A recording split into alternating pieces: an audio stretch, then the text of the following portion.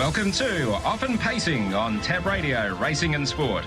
Tim Walker will be joined by Matt Young and Oli Cownie as they delve into the form for today's Pinjarra harness meeting, as well as an early look at tomorrow's meeting at Gloucester Park. We are Often Pacing. Oh, so much to look forward to over the next few days as well. Good morning, everybody. Welcome along to Often Pacing. Great to have your company to Matt Young and Oli Cownie in just a couple of moments' time, but a busy show on the way after that. We're going to just change it up a little bit this morning. We're going to head to the East Coast, obviously ahead of the Ultimate Driver Challenge on Friday and Saturday night up there in Queensland. We're going to be joined by Kate Gath, and of course she had a terrific night on Friday night as well with Catch a Wave and Don't Stop Dreaming winning. So we'll be able to have a chat to her about that and also cast an eye forward to this weekend, which we'll also do with Oli Cownie. He's obviously a big part of the Gloucester Park Gurus. So just a little bit of a different look this morning. Kate, of course, no stranger to success here in the West as well, almost 12 months since the Nullarbor and Fremantle Cup wins.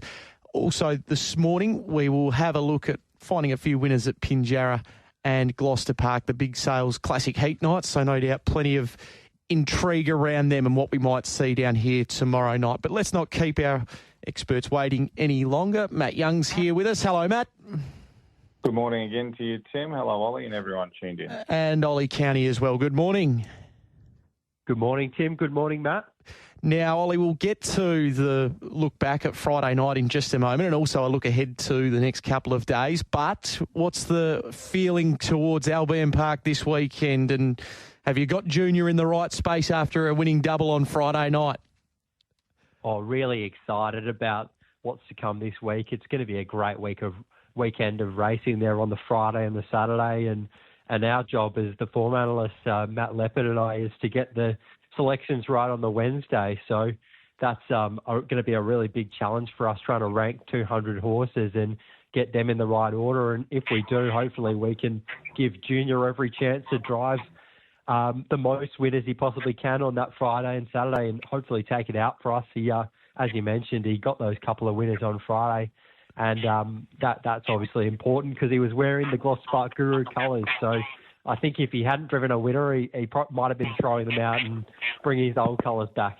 Yeah, well, that's what he was saying after the first race on Friday night. He said, if I don't get one in these colours, they might have to go in the bin. You're right. So he did get a couple, though, and he was pretty confident as well with Dalway Robin getting the job done on Friday night. So a couple of winners there. Tick that box. He'll be happy with that. Just in terms of the order that came out last week, you happy with the spot that you've got? It's a really interesting format. It's a snake order draft. So pick number 10 gets number 10 and 11. Yeah. So I think it's a really, really fair process for that draft. And it actually might be a benefit to have those lower numbered picks. I think we're pick number 9. So we are one of the lower ones, but then we'll get a second pick as number 12. So I think that could be a positive if the fields are really even. Yeah, it's always an interesting way to look at it, the snake order. Do you like to be up the top and getting pick 1, getting the first look at it, or as you say, getting that 10-11 or the 9-12 pick, as will be the case for yourself and Matt for Junior on Friday and Saturday night. So looking forward to that. We'll have more on that as the week unfolds here on Tab Radio. I think we're going to be lucky enough to be joined by Dexter Dunn on Thursday morning as well. So it really is the who's who of harness racing. All right, let's get into it. Friday night just gone. We had a wonderful night of pacing, obviously headlined by the Village Kid, but that 3-year-old race was an absolute cracker. I just want to get your thoughts on it first and foremost, Oli, because you've got It's My Time as one of the horses to follow. And Matt, I'll get your take on it as well after Ollie's gone. I think it was a really, really competitive race there, that 3-year-old race. They went a 35 lead time, which is just blisteringly fast for those early 3-year-olds, and it really set it up for something to run on late. It did look like Raynette, who's been fantastic as a 2-year-old and has obviously come back really nicely. It did look like she had the race nearly won. Hold the Ammo loomed up and was really good there as well. And Jack's Ideal just came off the speed and came right over the top, and she's proven to be quite a nice 3-year-old filly there, taking on the boys and too good. And I did have It's My Time as a horse to follow. She was involved in that early burn, the 35 lead time, just way too fast. She made a break when she was under pressure, and I think the 83-metre beaten margin is certainly not fair on her. And there was obviously also a couple of false starts before that race, which can tend to fire up horses. Matt, I just want your take on it, what we saw, because it was quite the race to watch. Yeah, it was, and fireworks on the track and off the track. Look, it was competitive, as Ollie said, and I thought some of the performances in the race were really good. I really liked the run of Rainier too. She seems to have it all. She's got the high speed, and she has showed tremendous heart after being headed by Hold the Ammo. He's a nice horse in his own right. And Jackson's Ideal sustained the run from a long way out and was a really strong performance as well. So, look, some really gutsy performances in the race. I thought Control of the Room was nice and solid, picking up ground after copping a few checks. So there was plenty to take out of it going forward. And, I don't think It's My Time would lose too many admirers considering the run that she had. But, that's the sort of racing you love to see around Gloucester Park. All right, Ollie, just finish off your horses to follow before we get back to Matt's. In race 4, out of the free-for-all there, I had Magnificent as a horse to follow. I thought he was really unlucky early. He couldn't find a position in the running line. He got into a bit of a jostling battle with Cordero there, and he came off second best and was forced back to the rear. And in the concluding stages, he still ran on really strongly in a 152 mile. So I certainly think he's racing well, and he's a horse to follow there. And then the next horse I had to follow was out of race 8, the last race on the card. I thought Champagne Everyone was fantastic there. She ended up being the first one to go, and it made it pretty hard for her. And I don't think she's that type of horse. She's probably more of a speedy sit sprinter, and she battled on really well there. I thought she was very game in defeat. She ran a close up third behind Blaze Coops and Freya, who's a really nice horse, and beat home Captains Have Time as well. So I think Champagne Everyone can figure in a race very soon. Yeah, it could be as soon as tomorrow night. Of course, the lucky last with 3 of those that you mentioned there will do battle once more in Freya and also Blaze Coops alongside Champagne Everyone. Now, Matt, your horses to follow. I think you're singing from the same hymn sheet regarding Magnificent. Yeah, absolutely. Magnificent was incredibly unlucky in that race, the Village Kid, and for him to then go all the way back to the tail in a 152 mile rate and work into the clear late, and just the way he hit the line in the quick last section, I just thought he's just been in such good form, and I think that was one of his better runs of the preparation. So not sure he would have beaten Hampton Banner if he was able to get into that good position on Friday night, but I do think he would have run second. So he's on the list. Mickey Pello I thought was really strong, worked into the clear late and closed off strongly. He was just travelling so well, and a few of his performances have been really strong from Mickey Pello, so I think he's one to continue to follow. And One Smart Fella, given the situation that he was in the run, for him to get to the outside and the way that he closed off in good sections, I really like the way that he ran through the line. So really encouraging for One Smart Fella going forward, that I think he can get a win very soon. So Mickey Pello, Magnificent and One Smart Fella, all one-worded names, go into the black book into coming starts. Okay, let's turn our attention to Pinjarra today, and we'll let you keep going, Matt, because you are going nice and early on in the program. Race number 2, the first of your plays for today. Yeah, race 2. Look, I'm going to throw out Internal Waves on an each-way basis, probably more like a 1x4. There is a little bit of depth in the race, but I thought Internal Waves is going to settle close enough to them. And with that, we're going to see a decent version of this horse. I think Internal Waves will run a decent race. So form 2, 3, 4 starts ago has been good, and happy to be with Internal Waves on an each-way basis there in race number 2. Race 3, I thought Meteoroid's racing really well. I was really taken by his last run. I think on an each-way basis, he's the way to go in race number 3. He's drawn in close. He's got a little bit of gate speed in his own right. I think he'll go very close to winning this race. And in for the third one to follow is race 8, number 1, Follow My Strides, in tremendous form, career best form. She's got the lovely draws. She's an each-way price again, and there's no reason why she can't fill a top 3 position. So each way all day for me today. Internal Waves race 2, number 1 at the $12. Meteoroid $5.50 each way and $7.50 each way about following my stride. Hopefully one of those wins, and it's a very good day. Yeah, absolutely. You only need one to win. That's the glorious part about that. All right, Ollie, you're going to race number 4 to start your afternoon off today. Yeah, keen to be with one that's drawn really well in this race. Instigator, always been a really nice horse, Instigator, and I think last time in really started to put it all together, and this time in hasn't had a great deal of luck, and draws gate 1 in this race for the first time this prep, and I think can make full use of that and potentially just look to control things out in front. And if he's able to get away with enough there, I think he can just be too fast for them on the way home. Blaze On's shown he's a really tough horse so far this time in, and he's been really impressive, but he probably hasn't sprinted off cover yet, really. So that's a slight query, and I think Instigator is just a very fast horse himself. So I'm happy to be with Instigator at a slightly better price in that race 4. The next one I had to have something on was in race 7. I think No Noni's been really impressive in recent starts, and this looks another suitable race for No Noni to run into the placings, I think. I'm not sure he can beat Blaze Away or Raja Rocks if they're both able to get good runs in the race, but I can see No Noni running a pretty comfortable third there. He's been terrific in those first 2 efforts this time in, and third up here, he should be nearing peak fitness. So I can see him running a really good race. I'd be having some 1 by 4, 1 by 5 type thing more on the place. And then in race 8, I thought Ronald Scott really deserved to be favourite in this race. He's been terrific this time in. He's been really impressive in nearly every run there.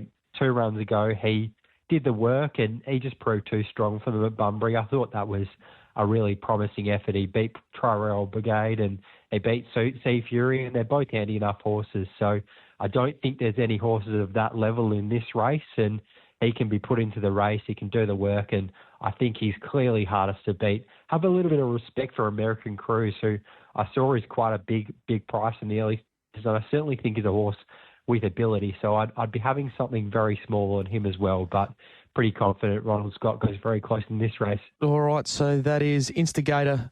Then you've got No Noni, very much place heavy, and Ronald Scott in race number 8. Okay, let's go to tomorrow night, and big night here at Gloucester Park, an important night, obviously, with spots up for grabs in the Sales Classic Friday week. So we'll have a close eye on that next week. Now, Matt, you're going to race number 2, the first heat for the Colts and Geldings. What took your eye? Yeah, look, I like the way that Maternal Dreams went last. This horse has been a gradual improver from trials into the races, and I thought there's every chance that Southern could probably lead here, and unknown's a little bit unknown as to whether it can hold up back of the leader. So I thought this horse will get a really good run, Maternal Dream. So I was happy to be with it on an each-way basis, depending on the price. But he hit the line really well, just ran out of room late. So race 2, number 2, and race 7, number 10, Ultra Allure. I really like the way that this horse is going. This horse is coming out of racing Steno and the like, and Blaze Coops are going to be very hard to beat, but I just thought Ultra Allure has got a lot of upside. So happy to be with race 7, number 10, Ultra Allure, along with race 2, Maternal Dreams. Okay, Ollie, you're to the middle part of the program. Yeah, I'm in race 4. I've got a bit of a throw at the stumps here. I think there could be one in this race that goes up a really big price and is one for us to have something 1 by 3 on Feeling Aces. I think he is a really classy horse. He's raced some really nice types, and I think he drops back into what looks a really suitable race. Illawong Mustang has been terrific recently and does look extremely hard to beat, but does cop barrier 9 in that race, and I certainly think it could be a race where there's a bit of speed on. There are a few gate speed horses on that front row, Major Rovers, Jasper Valley Beach, and if the speed is on, I certainly think the gaps could open up for Feeling Aces, and it could be really dangerous there late. He's following a horse that does have very good gate speed too in Name in Life, so I can see him being 3 back to pegs or potentially even 4 back to pegs, but either way, I think he'll be finishing off well and could be a really big price there. Then I'm on to the last as well, and I saw it exactly the same way as Matt. I thought Ultra Allure was just terrific their last start, right up in grade and battled on really well. They went 152 and she was only beaten 17 metres there. I think she's shown a lot of promise, this horse, and she just hasn't quite put it together. But I've been really impressed generally with her efforts this time in. I thought her restart to go where she made a break. I thought she loomed into it really strongly there, and then she just made a break at the wrong time, and that was the end of her winning chances. But she battled on really well, and I think this race looks suitable following Blaze Coop, so I can see her being really hard to beat in that race. All right, so Feeling Aces and Ultra Allure there for Ollie. All right, gents, well, Ollie, we'll let you get to the form. Big couple of days coming up, so good luck to yourself and Matt, and hopefully you get it right for Junior. And in all seriousness, we see the Gloucester Park Gurus and Gary Hall Jr. have a terrific weekend up there. Going to be a great few days. Looking forward to it. Thanks, Tim. And Matt, we will catch up with you again tomorrow morning on the Sports Daily. And don't forget as well today, Racing WA Harness X page, full coverage of Pinjarra. Absolutely. Thanks, guys. On Tab Radio, Racing and Sport, this is Often Pacing. The outside, put his neck in front. Rock and Roll Do's trying to go with him. Battling on Collective Works and Operative Line, but Catch a Wave is drawn clear with 100 to go. And Catch a Wave, a brilliant win. Takes out the Morse Bearings pace and running some time too. 10 metres on the line to Rock and Roll Do. Operative Line. Yeah, that was our reigning Nullarbor and also Fremantle Cup champion Catch a Wave back winning on Friday night there at Terang. Among a couple of winners there on the night. Don't Stop Dreaming as well in the Terang Pacing Cup, of course. Kate Gath is with us on the program to talk about that and also what's going to be a big Friday and Saturday up there in Queensland as well. Kate, a very good morning to you. Hi, thanks for having me. Thanks for being on the program today. We might start with the reigning Freo Cup and also Nullarbor champion Catch a Wave. How good was that to get him back winning there on Friday night? Yeah, it was pretty important. He probably should have won that race the way he did, but at least he did do it and he ran away from them and, he got the job done in pretty reasonable time. So we're really happy with that going forward and hopefully, we can run really well when we got to Menangle. Had he come on from the first hit out there at Melton a couple of weeks prior?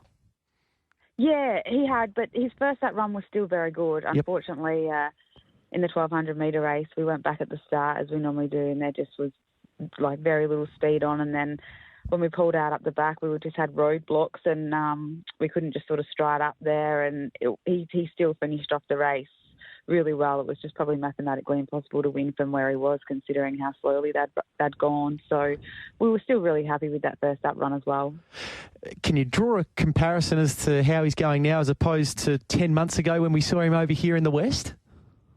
Yeah, look, it's tricky. I think maybe, maybe going to the West maybe did take a little bit out of him and maybe we didn't maybe see the best of him, his last prep after those runs. And I'm hoping now that that's all changed and he's on the way up and he's fresh and he's feeling good. And, I think he's still going, really well, but we'll know more, when he races next and takes on the big boys, and hopefully he can get a good draw because, if you draw wide out there at Menangle, then it's going to be near on impossible. Yeah, so the eyes towards that Saturday night prior to the Miracle Mile and the 2 qualifying sprints.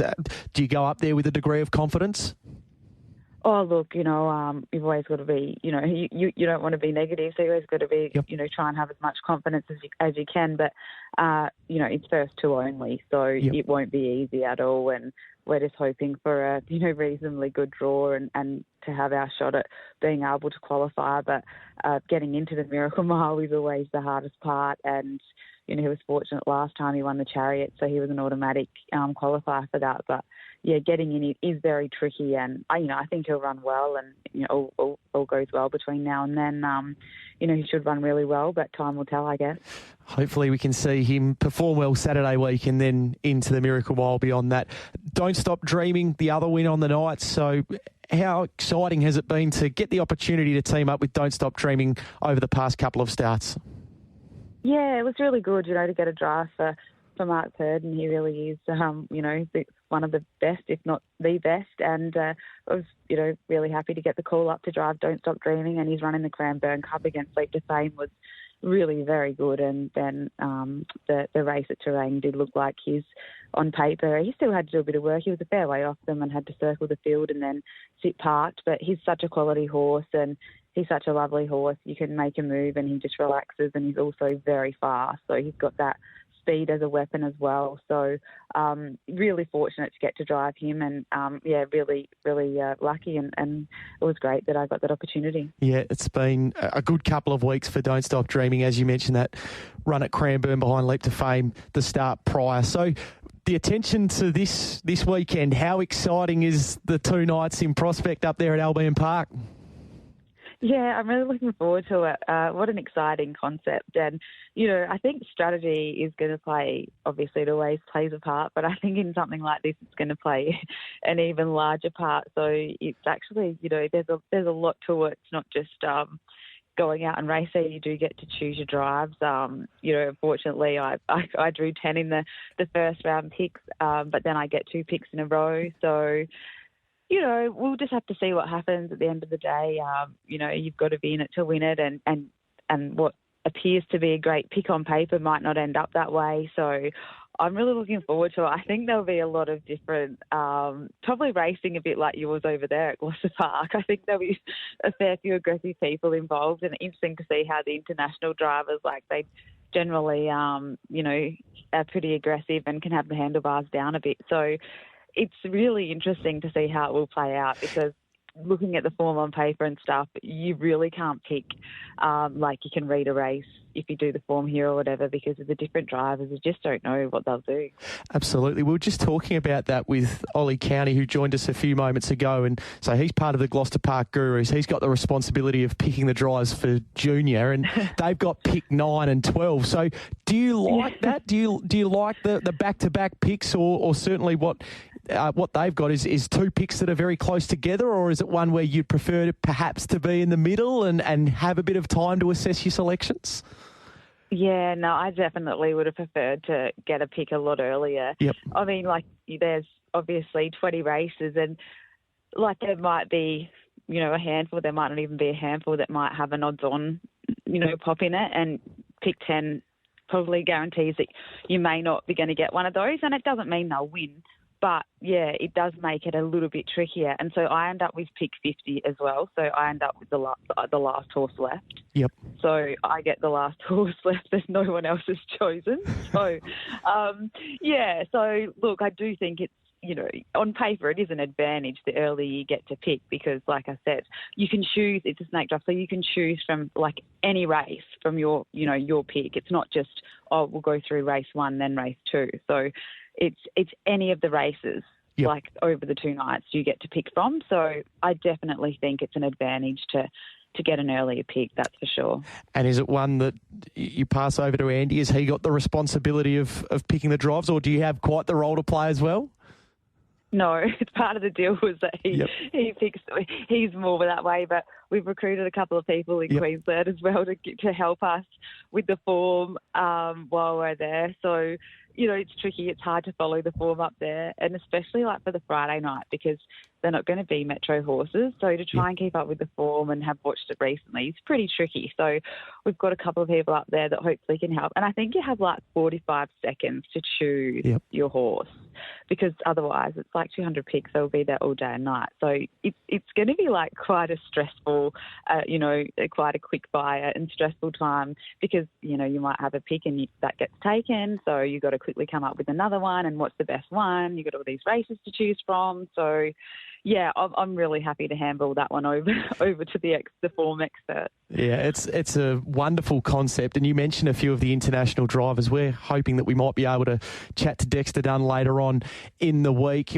Is there one that you're looking forward to competing against in particular, or is it one of those where every driver's just got such a CV that it's going to be a great deal of fun taking them all on? Yeah, it really is. Obviously, we've got a bit of a connection with Dex. He actually worked for us when he was only 15, and like he was so talented from the get-go. I'm not surprised to see what he's achieved. So it'll be good to be back with him and, obviously he's drive against, American drivers and Yannick and obviously Bjorn as well. But I'm not sure, I could be really annoyed at some of them after some races because I just don't know what they'll do. They could declare, their racing is so different to ours. So, from people a punting perspective too, it'll be really interesting because, I'm just not sure how it'll pan out. So I guess we'll get a bit of a guide after the first few races to sort of, see what people a lot of the way some people drive and stuff. But we're going in, pretty blind at the start and just have to drive our own race, don't we? So we have to adapt along the way if that's what it takes. So, but I'm looking forward to it. Yeah, wonderful concept and initiative for harness racing, and certainly there'll be plenty of interest, not just around Australia, but around the world on what happens on Friday and Saturday night. Now, just another very quick one. So we're gearing up towards the Nullarbor and obviously Fremantle Cup. Now, we know it won't be the case this year for Catch a Wave to get over here, but I'm sure you've seen that Swayze and we've also got Don Hugo coming across. So what you've heard about the Nullarbor and what you've spoken about with participants over there, is it really starting to gain some traction now? And that's evident by the quality of horse that we're going to have coming across this year?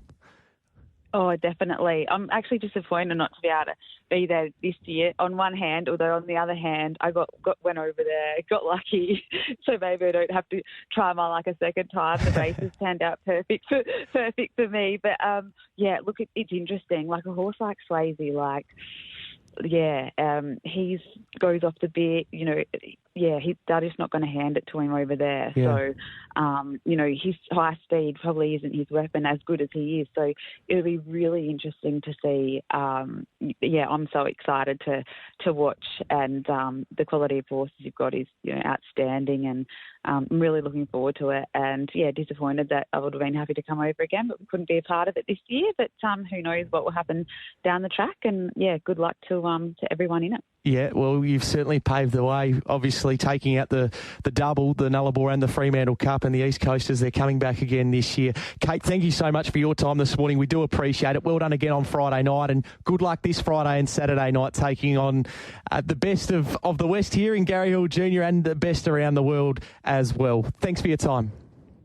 Thanks, guys. There is Kate Gath with us on the program this morning. Rounding out Off and Pacing, great to be able to chat to her this morning. As I mentioned, throughout the course of the week, not only on the Sports Daily, but also Drive will hopefully catch up with a few of the key players in the Ultimate Drivers Championship. Dexter Dunn at this stage locked in for Thursday morning, but we'll be able to let you know that closer to the date. So stay tuned for that right throughout the course of the week. That's Off and Pacing done. We're going to take a quick break. When we come back, we will start our East Coast previews. A couple of meetings coming out of New South Wales today. We'll catch you again next week. Chances are you're about to lose.